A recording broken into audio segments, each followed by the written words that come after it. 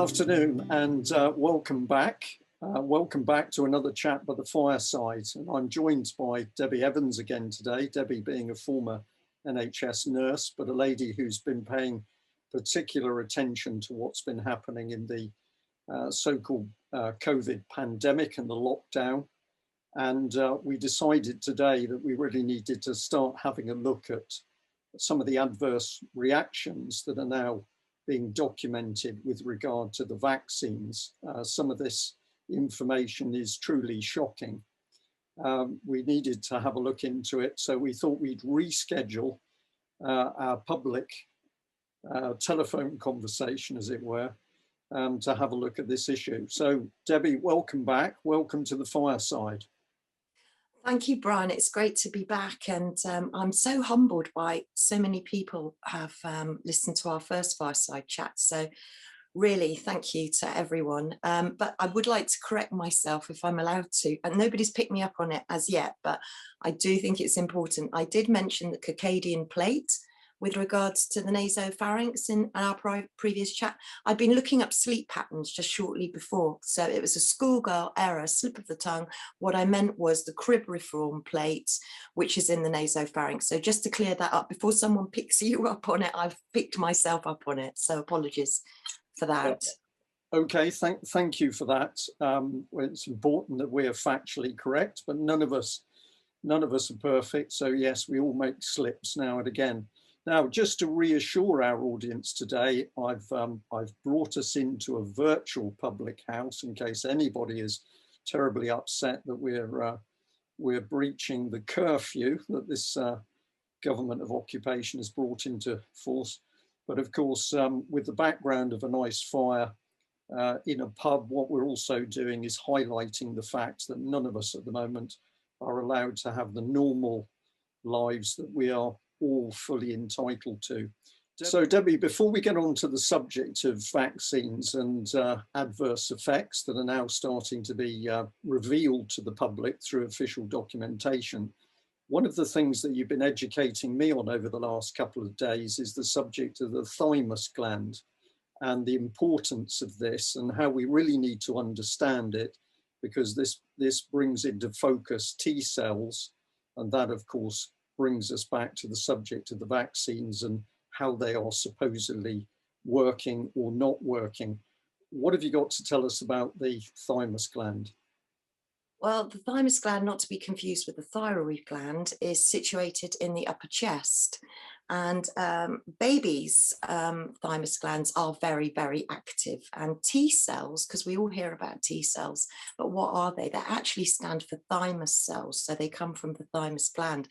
And the thymus gland's like a university of T cells. So you get cells get selected from the bone marrow, and then they get, if you like, interviewed and assessed at the thymus gland. They've got to be really, really good ones, got to be the elite.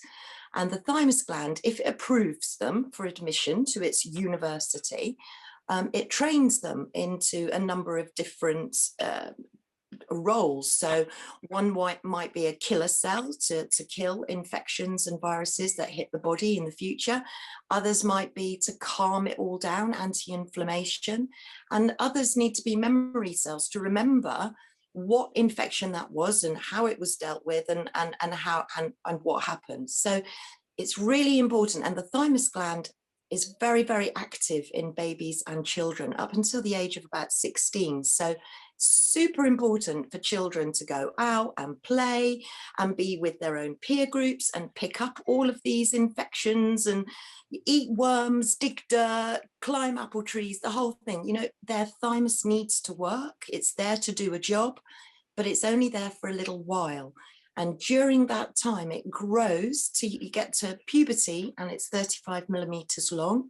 And then it starts to shrink off. So with the greatest respect, Brian, you and I, we're no spring chickens. And I'm afraid we've just got a little bit of blob left there now, and it's not really active at all. So you and I are having to rely on our memory cells that we made when we were younger to carry us all the way through life, so that we know what infections and viruses we've had. And you've had different ones to me, and everybody's immune system is completely unique. So this is all about the immune system, and the thymus is so clever. I mean, it really is the boot camp, the university of making these incredibly important cells. So number one, it's very important for children to get out there and explore and pick up all these things. Number two, it's really important in pregnancy as well, because the thymus gland actually prevents miscarriage and also gestational diabetes. It's very, very active during pregnancy.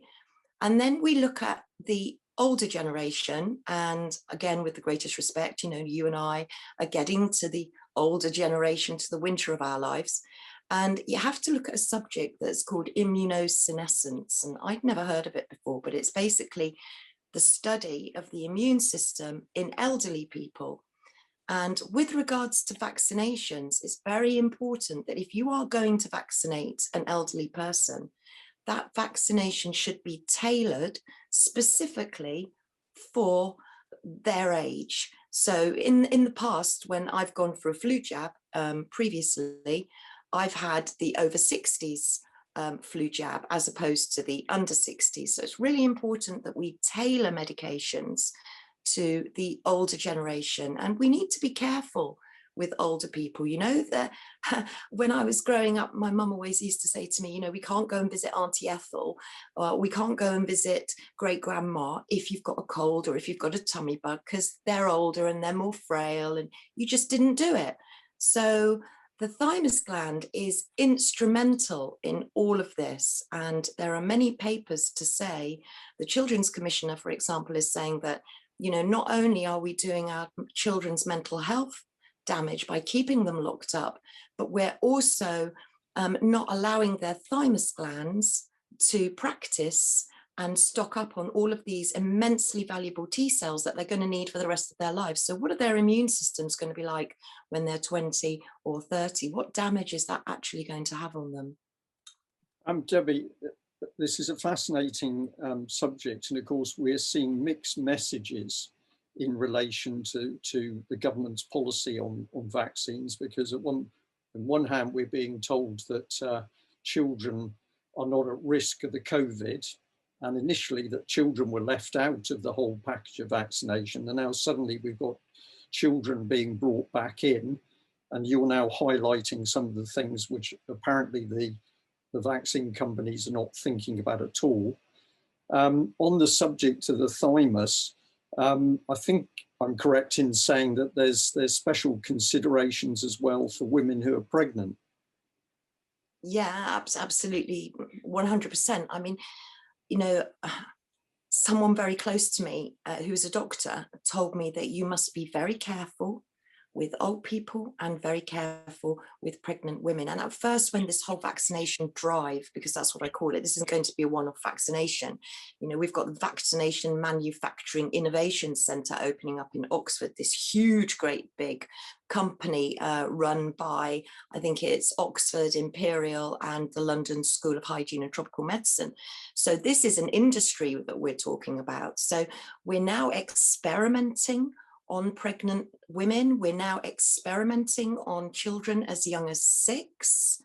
I mean, to me, this seems outrageous. And who is actually giving permission for these children to go onto clinical trials if they're only 6 years old? And do pregnant women, are they aware of the dangers that they could be facing with regards to the vaccine? And we haven't got any long-term data, Brian. You know, this is so new, and my message, I think, to so many people looking at the yellow card scheme, and I know we're going to look at the yellow card scheme in a minute, but is just ask some more questions and maybe delay your decision. You know, if you're thinking about having the vaccine, maybe look into it a little bit more and maybe delay, because we haven't seen any long-term effects from this or long-term data, and we seem to be giving the government an awful lot of data, but we're not receiving it back at all. So that worries me greatly.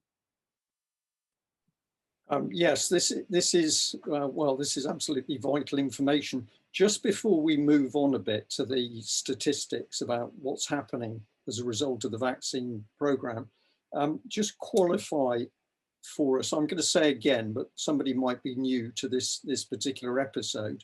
You've previously said what your position on vaccinations is. You've just mentioned there that you have had or previously had the flu vaccine. And I know that this will be raising some concerns with some people that you've actually have had a flu vaccine in the past. I've certainly had vaccines in the past, but now I'm extremely wary and I am concerned about what's happening. What is your view on having a vaccine, and what would you say to people who are sort of worried because you've suggested that you've had a flu vaccine? Yeah, I mean, you know, I'm as shocked as I've woken up very late to this, and I've kind of trusted the system, and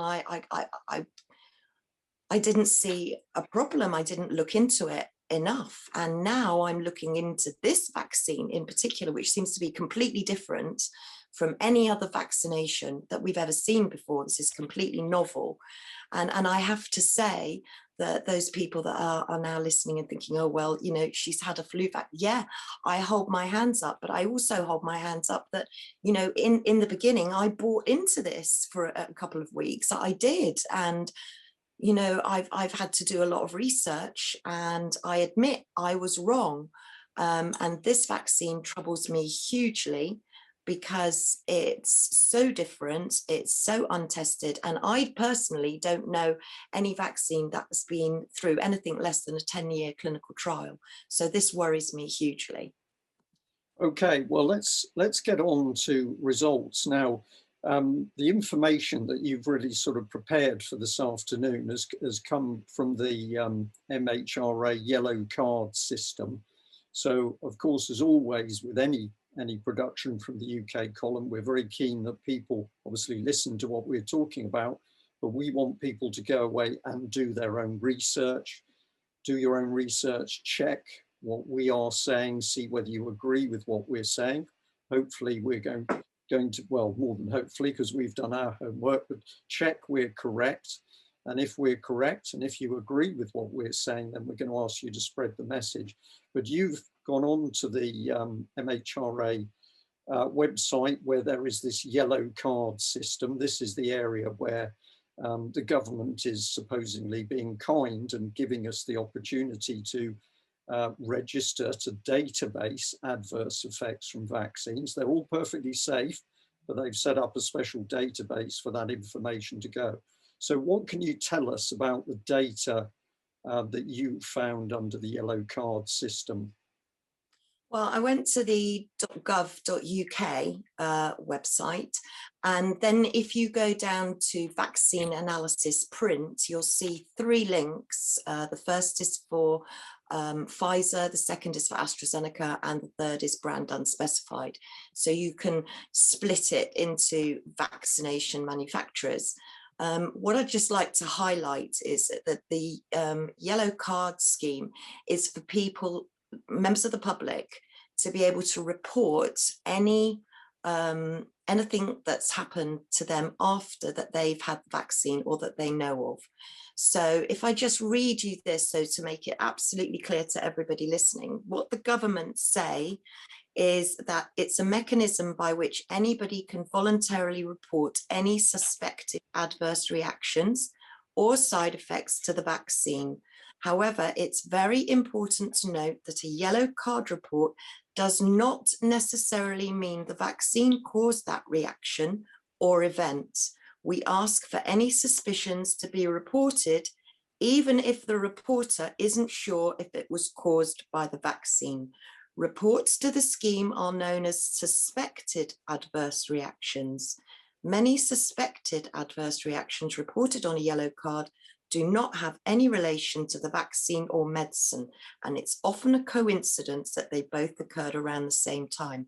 So I just want to make that completely clear. That's what the government's line is. However, my question to that is that as we're not doing any post-mortems at the moment, how do we know that these are actually suspected and aren't a coincidence? How do we know that they're not related? Because actually, if we're not doing post-mortems, which you would do on a clinical trial, You know, if anybody's been on a clinical trial for any kind of medication or vaccine, if they were to die or suffer from any adverse effects, it would be reported 1 year, 2 years, 5 years, 10 years later.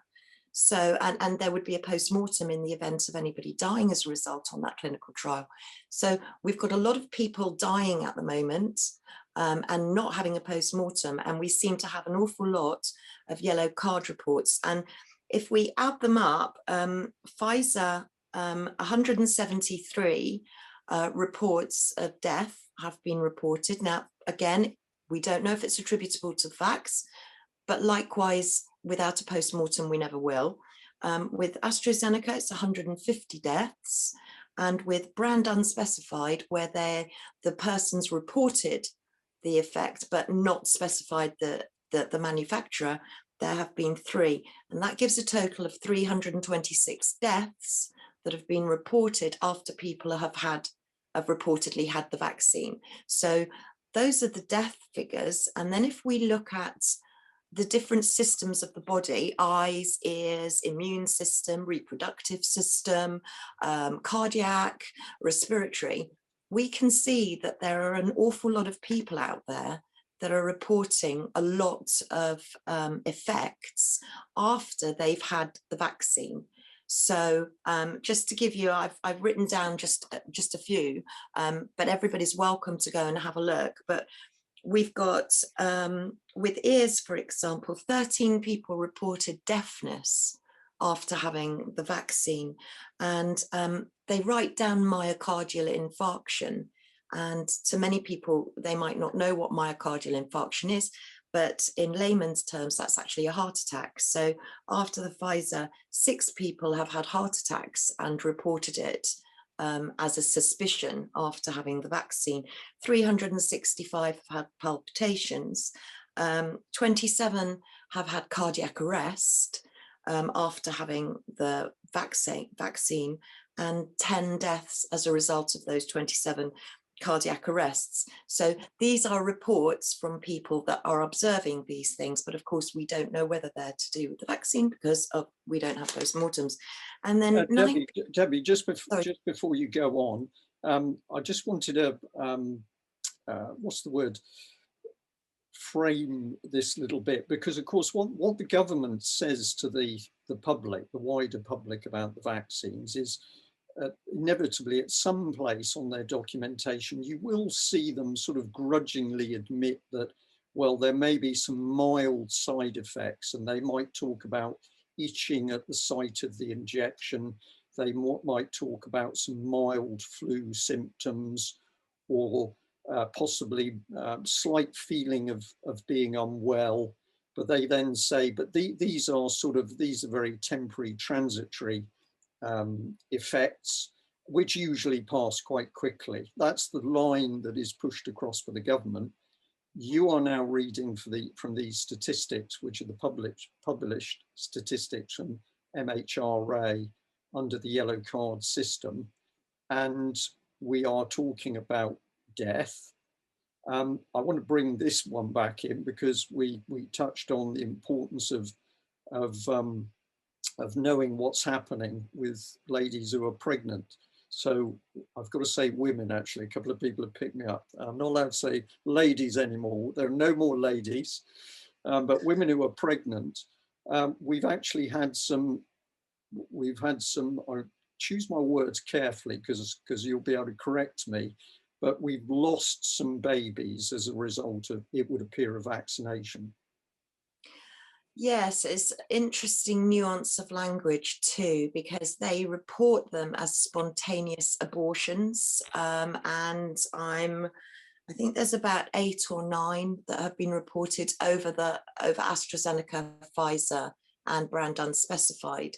And this is particularly worrying because what's the difference between a spontaneous abortion and a miscarriage? And really, it's just pure semantics, in that if they say it's a spontaneous abortion, then it's not being induced by anything. So it gives the impression that it wasn't the vaccine that induced this. And here again, we go back to the thymus and the importance of the function of the thymus in pregnant women, it actually does everything the body needs to prevent miscarriage. So I definitely think, and it's not just for spontaneous abortion, it's also pregnant women are finding breast differences, they're feeling different, there's lots of effects. People are reporting lots of effects with reproductive system as well, male and female. So there's a lot going on with these reports that are coming in. A lot of people are reporting on the yellow card system, and we need to be watching it. And it's interesting because the government are meant to give out the information once a week, but we've only had one set of stats so far, and they haven't, as of about an hour ago, they hadn't published the latest stats. So we're all in the dark as to what's been going on, but we do know more AstraZeneca vaccines have been given than Pfizer currently at the moment. Right, okay, thank you for that. Well, this of course has taken us straight into the deep end, hasn't it? The people are dying, children are being aborted. I'm deliberately going to use that phrase because ultimately we're talking about the loss of a child's life, a child that never got the opportunity to come into the world. None of this seems to be making headlines at the moment.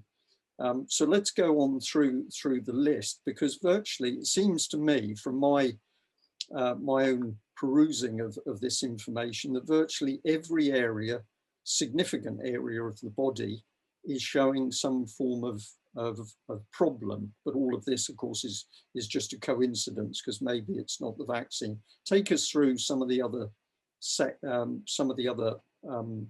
sections. Okay, well, if we stay on to Pfizer for a minute, we've got 1,092 people have reported diarrhea, and that's resulted in a death. And I know for sure that when some people do get very severe diarrhea and they're elderly, they can dehydrate very quickly, and that can put them into cardiac arrest. So I can completely see why that happened. We've got hematemesis, 14 people, that's coughing up blood. 14 people have reported that, and there have been 2 deaths. Lots of mouth and lip swelling people are coming up with as well. And what was interesting was myasthenia gravis was mentioned, and that really did highlight on my radar, because the myasthenia gravis is actually the thymus gland slowing down. So that's directly related to the thymus gland. We've got 4,797 people have reported fatigue after this vaccination, the Pfizer one, and that's resulted in a death too. In fact, they even, I don't know, I haven't looked into it deeply enough, but we've got 3 death categories. So we've got 1 person has reported clinical death, 83 people have reported death, and 12 people have reported sudden death. So there's 3 categories just on death there. And then if we go into some of the other systems, we see that 4,193 people have reported having a temperature after the Pfizer. And 3 of those is what's called hyperpyrexia, which is a really high temperature. We've even got 13 people say they felt drunk after they had the vaccine. And we've got swelling of the face, hundreds of people with swelling of the face, anaphylactic reaction, which obviously is very serious, 137 people.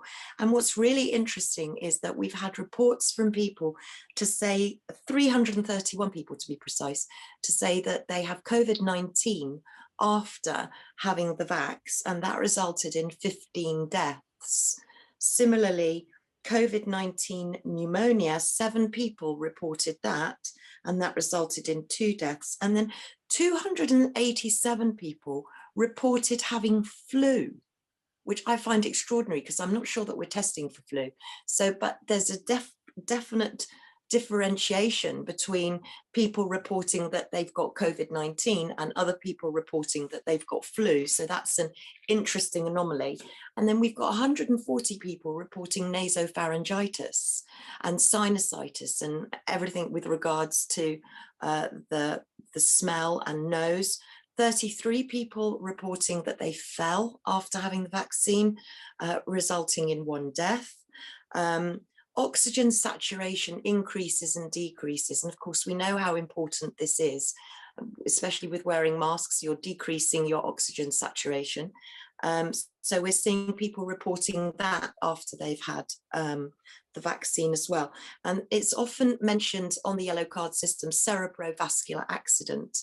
And lay people may not understand what cerebrovascular accident is, but in English, it's a stroke. And 37 people have reported having a stroke after the vaccination. Of course, we don't know whether it's related to the vaccination, but 37 people have reported it and 3 have died. And then we've got 6 people with cerebral hemorrhage reporting that, which resulted in 2 deaths.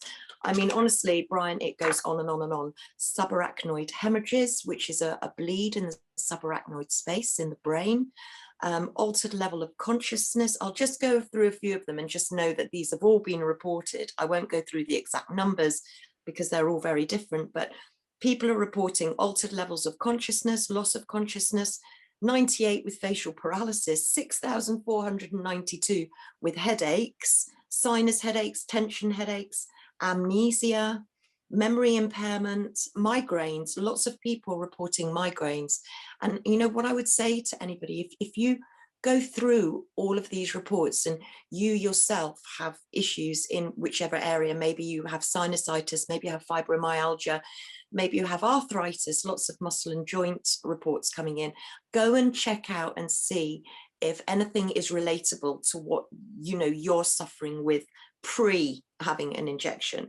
So we've even got people, 23 people reporting vaginal hemorrhage after having the vaccination, and 1,832 have been dizzy, 645 dyspnea. Now dyspnea is breathlessness, and hypoxia, 8, resulting in 1 death.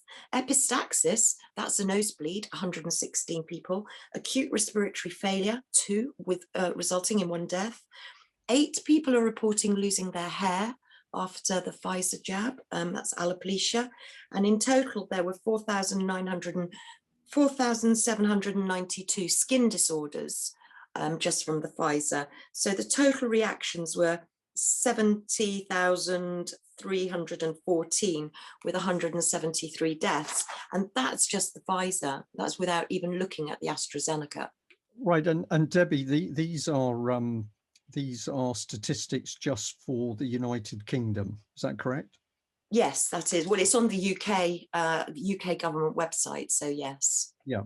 And well, I mean, just an extraordinary list of problems that have come up after the vaccine. The thing for me is that many people have got things wrong with them. They can be minor conditions or more serious. If it's a more serious condition, people are generally aware of that and they might already be having some form of medical treatment. But many people can have a more minor condition which is undiagnosed, or which they don't really think. I'm putting words for somebody else. They say, oh, well, actually, I do get occasional headaches. Yes, they're a bit migraine-y, but it's not enough to cause that person a problem to go to the doctor to say, I get migraine headaches.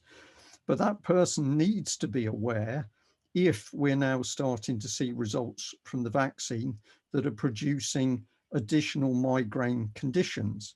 The same with eyesight. I paid attention to that table because some time ago I had to have a minor operation on one of my eyes.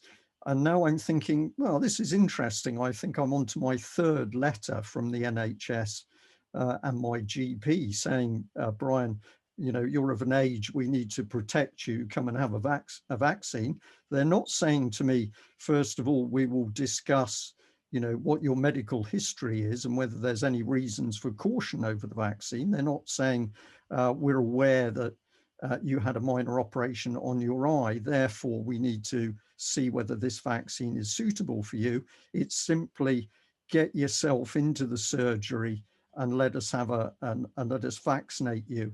And I find this to be honest, I couldn't quote I couldn't quote what it is, but to me, if this would be equivalent to somebody working in the legal profession inviting you to come into their practice office to break the law. You have somebody who's medically trained, supposedly to protect people's health and life and physical, mental welfare, saying, allow us to inject something into you which could cause you a problem anyway, but probably is more certain to cause you a problem if you've got an underlying issue. But they simply ignore that. The GPs, what is it? Is it the training of the GPs has stopped them actually thinking about what their job is? Is it that a GP's just become a sales rep for the drug companies? Or is this, as the whistleblower from the care home suggested to the UK column, that the policy coming through to the care home staff, the NHS staff, the GPs, the policy coming from central government is so forceful and draconian, doctors, care home people, NHS nurses are not doing their job anymore in a professional medical sense. They're simply just agents of the state. Which is it? Yeah, I'm you're puzzled right. about this. Yeah. No, I think you're right, and I think I feel incredibly sorry for my colleagues, many of them in the NHS and carers too, because I've heard from many of them and they're completely overwhelmed. You know, they're getting different guidances every day. They're being told to do different things every day. They're overwhelmed and everybody's listening to senior management. And I think they really are innocently, many of them innocently complicit. And you ask yourself, really, when you go back to doctors being trained, they all have to take the Hippocratic Oath. And the Hippocratic Oath is very interesting in itself because, it's promising to maintain a patient's dignity, to care for them in the best possible way, to respect them as a human being. So the Hippocratic Oath gets very interesting. But I think also, again, we've highlighted the subject of immunosenescence, and we can look at pediatrics. And, if you've got a baby, you give them a pediatric dose of a medication. And if you've got an elderly person, you give them a dose suitable for their age group. But we've got one vaccine that seems to fit all, and that hasn't been tested on all of the age groups that we seem to be vaccinating at the moment. So, I feel very worried at who is giving those vaccines now. Do they know what they're giving? I'm asking my colleagues, do they know the ingredients of each specific vaccine? And to be fair, not many of them do. And that worries me. And I don't think it's because they don't care. I don't think it's about that at all. I think it's just because they're completely confused. They're completely overwhelmed. And they're being managed by managers that often aren't in the medical profession at all.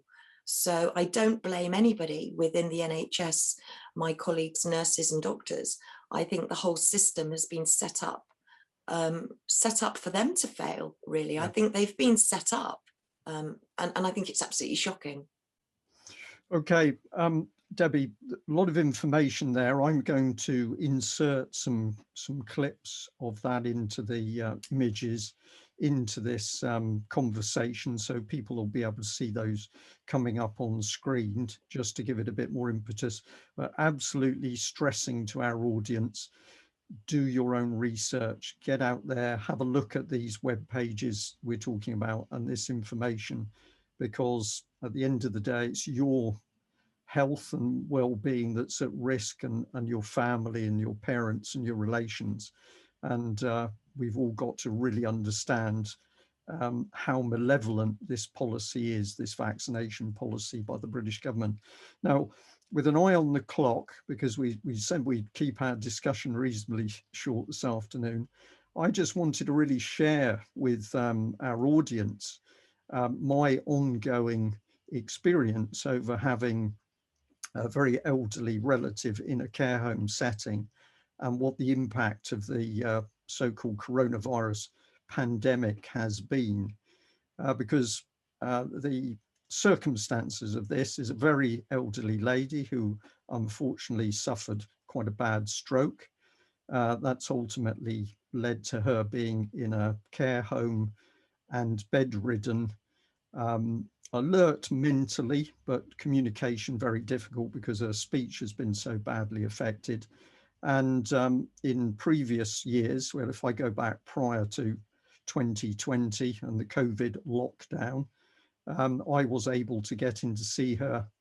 Other relatives were going in to visit her. And generally we would spend, I'm going to say, a minimum of 3 hours with her, because that enabled you to sit down and have some light, jovial conversation. Then we tried to be with her when she was eating her lunch. We would, we could eat with her, or we could have our own sandwiches, whatever it was. And then after lunch, we could get a coffee and sit and chat. And you tried to make that time together as normal as you possibly could, even though she was limited to being in her room. And the other important thing about the time scale of being with her for about 3 hours was that her speech is very badly affected, and it takes you some time to get used to what she's saying. Now, for the carers who are with her every day, they have an advantage. But if you're able to see her every week, sometimes could only do it sort of every couple of weeks, this means that you need to catch up on what she's saying to be able to get into the swing of how she pronounces things.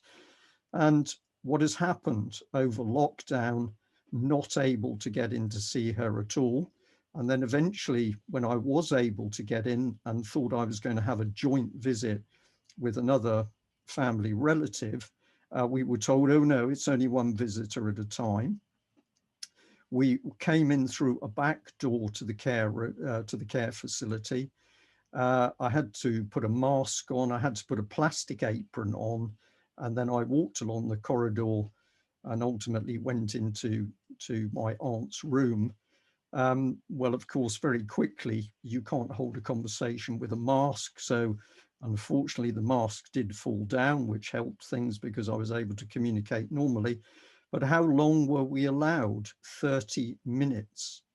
And at the end of the visit, I was told, to my utter astonishment, that I could put my mask and the apron in the waste paper bin in my aunt's room. And I then walked back out along the same corridor that I'd previously only been allowed to walk along with a mask and an apron. And I was escorted to the back door and out. And although I was there with another relative, we were only allowed in one at a time for 30 minutes. So essentially, as a result of the legislation, I only got a couple of visits in last year. In the last few days, things have got very serious because my aunt has declined dramatically. Now, this means that under the existing rules, if somebody's approaching end of life, you can go and visit them, albeit that now you have to have the full COVID swab test in order to get in to see them. I was not able to go down. That was no fault of the care home. It was just circumstance. Another relative went in to see my aunt. Within a few hours, they had perked up to some extent, been able to take fluids and a couple of spoonfuls of food. But this caused a conundrum, because this effectively meant a recovery out of the end of life condition, which allowed the visiting. So where I'm coming to, and I hope our audience this afternoon is with what I'm saying, an elderly relative denied warmth and comfort of a family over a year, declines, gets a visit from the family, instantly reacts to that. But what does the government say? Oh, well, if that person's no longer end of life, you can't visit them. Now, in telling this story publicly, I want to say that the care facility that my aunt has been in to date has been utterly wonderful. Lovely facility, lovely nurses and care staff. and I wouldn't make any criticism of them. But what I have watched is this vicious, inhuman clampdown of interaction with family members, in my case, my aunt. And even when they are, when the relative is approaching end of life, the care home staff are clearly more frightened at the government than they are of the views of the relatives in getting to see them. Debbie, I'm going to give you some opportunity to come back on this, but surprisingly, we've also seen Prince Charles just, I was going to say mincing, that's probably the wrong word, but tripping into hospital in order to see his dad. So Prince Charles can get in to see his dad, but I can't get to see my aunt, and other people across the country can't get in to see their relatives. So we've now got an utter elite hierarchy at operation here, but we're hurting our own relatives by locking them up in care facilities. I think you've said so many things there, Brian. I go back to the thymus gland again, because the immune system, the best thing that you can do for the immune system is smile and happiness. And that builds your immune system up more than anything. So, you know, of course, if you've got elderly people in care homes and they see a familiar face and they can hold your hand, that's all they want, touch. You know, humans weren't designed to be isolated. We were designed to be together. We were designed to comfort one another. We were designed to love one another. That's what we're here for. And that's what's being taken away. And I'm very happy that the Duke of Edinburgh has seen his son and that his son has been able to see him, considering it seems that he is end of life care. But equally, I'm incredibly upset for every single person out there like yourself who's been denied that, who hasn't been allowed to say goodbye, who hasn't been allowed to hold someone's hand, because you know, it is so important. And I know myself, when I was a kid and I used to go and visit a relative in a care home, they would immediately cheer up. And my grandmother, towards the end of her life, was in a care home. And for me to take my children in, and photographs and a nice treat for her, and to sit and chat, and it was just it meant everything to her. She looked forward to those visits. If we didn't visit, she would be sad. So it's incredibly important that, yes, definitely for old people, they need that care, they need that love, they need their families. And equally with children, they need other children and they need to go out and play. And happiness is the key to all of this. And it seems to be the one thing that all of us are being deprived of and denied. And especially wearing the masks, you can't even go out and see someone smiling anymore, because that's if you smile at somebody, it's like, whoa, you know, you get looked at if you haven't got a mask on. So it's incredibly sad, and evil, in my opinion, and incredibly dangerous that we're not allowed to be happy anymore. Yes, and it's remarkable, isn't it? We're here discussing this and we recognize what people need in order to be happy and to be well and to carry on normal, positive family relations. We understand it. When we look at the government, at the British government, what are we going to say? We're going to say, well, either these people are stupid, they are so stupid, they don't recognize the things which are utterly common sense to us. That's one possibility. Or you have to go the other side of the line and you say, no, these people aren't stupid. They are actually intelligent, but they're incredibly calculating and they're incredibly devious because they are deceiving the public. And if you just analyze their behavior on a very simplistic level, they are sociopaths. They are antisocial. They're doing society, they're doing families damage, and they seem very happy that they are doing this, which makes them very dangerous people. I've used the D word again. We're going to keep using it because it's the only word. And just on the subject of the people being locked up in the care homes, I wanted to say that the UK Column News showed a clip earlier in the week where a man who was working in a care home facility had filmed what he called a visiting pod, and he showed a room that had been divided in half. There was a doorway where people could come in from the outside. That was for the visitors. And then behind a glass screen in a wall was an internal door where residents of the care home could come in, and they were expected to communicate with relatives through a glass partition screen using an intercom microphone. And it was a very poignant little film clip. Now, I've spoken before about these visiting pods that they're getting your family to visit the residents, and I'm just going to show you what a visiting pod looks like and how inhumane it is, okay?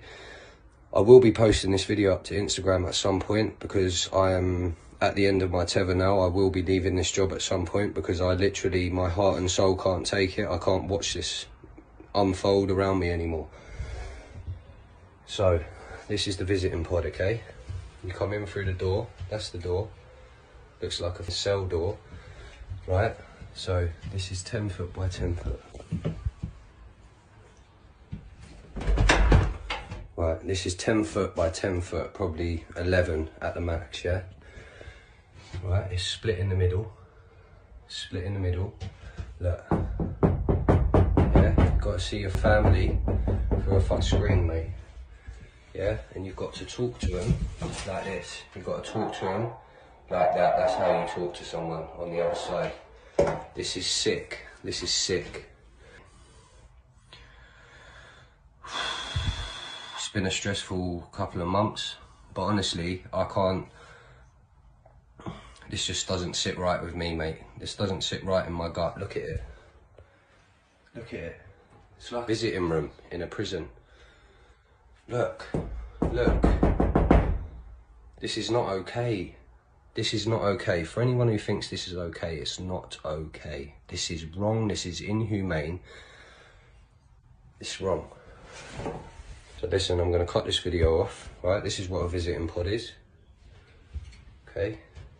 This is wrong. This is inhumane.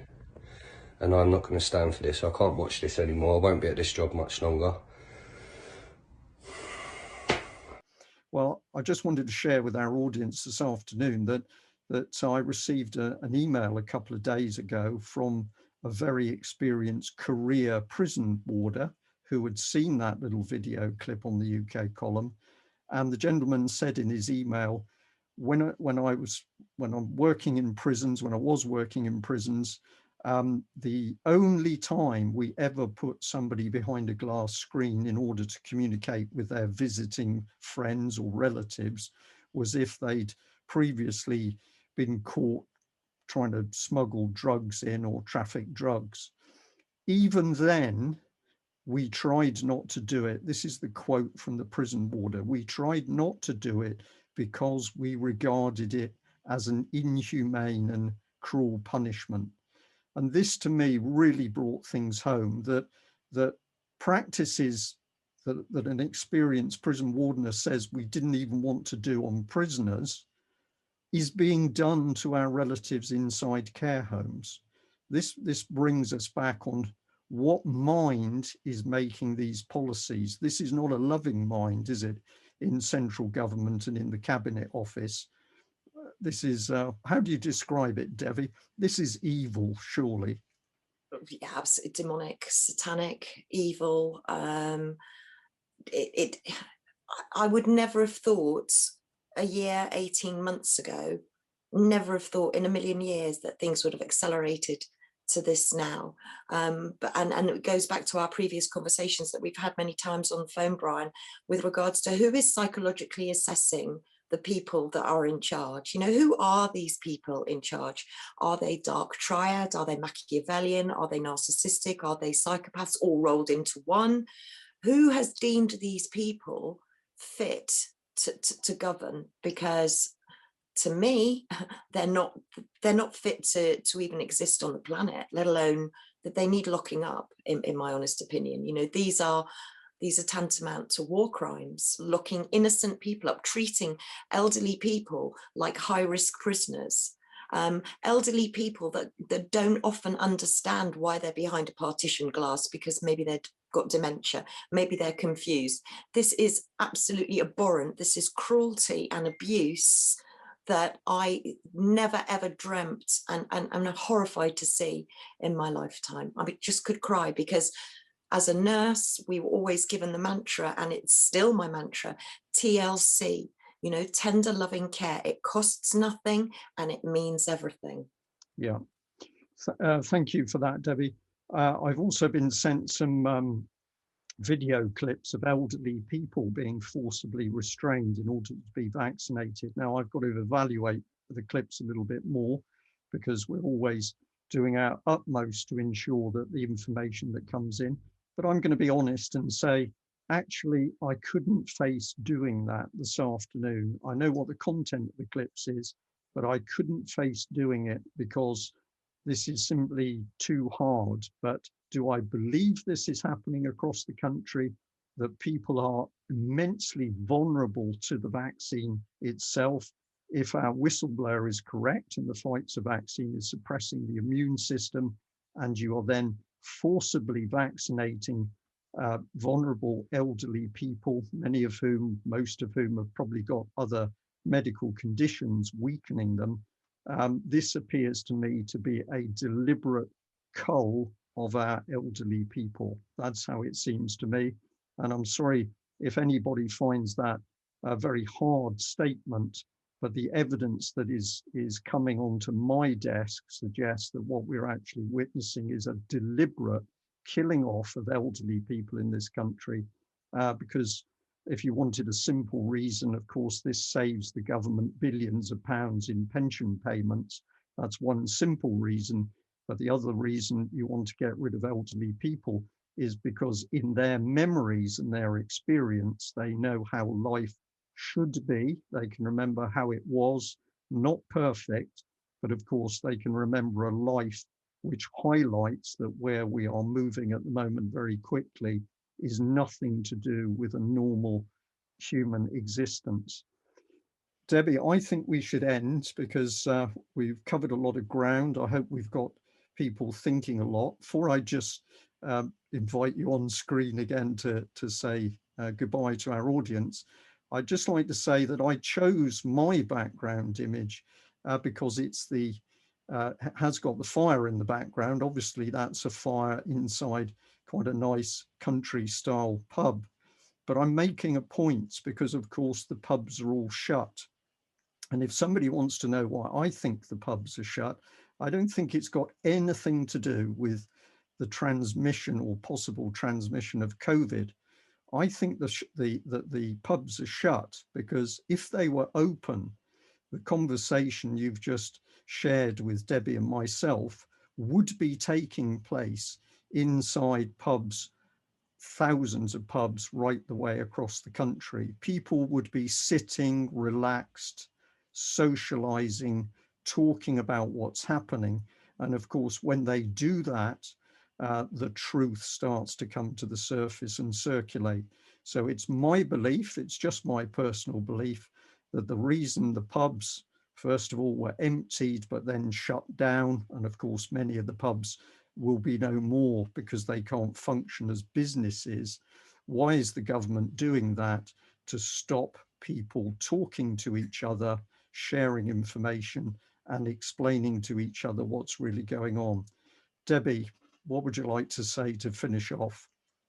I'd completely agree with that, which is why we're being censored off on social media as well. You know, we're not even allowed to have a debate. We're not even allowed to ask questions. We're not even allowed to discuss things. And, you know, we've been talking about the elderly and about children today, but I think it's also worth remembering the learning disabled and mentally ill that are also within care homes facilities as well, because I think they're very vulnerable at the moment, just as vulnerable as the elderly. So I think, yeah, if we were all in a pub now enjoying a drink together, we'd all be talking about this. In fact, the whole pub would probably be talking about COVID in one way or another. And of course, we're not allowed to do that. We mustn't do that. So yeah, what can I say? I think it's just evil.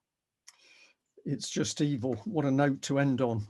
I'll say to our audience, thank you very much for joining us. Have a look at the information. What would we like? We would like people, of course, to share this discussion, to get people thinking, swapping information. And we'd also say, don't sit at home getting pent up with what's happening. Do things, because it's the action conquers fear. And if you've never done it before, sending an email to your MP, pointing out the reality of the situation, pointing a finger of blame, because they are also complicit in this inhumane lockdown of elderly people in care homes and the deaths and the damage from the vaccine. Do something, because the moment you post that letter or send that email off or pick up that telephone, you will actually feel better, because you will feel empowered. We'll leave it there. Thanks very much for joining us. Bye-bye.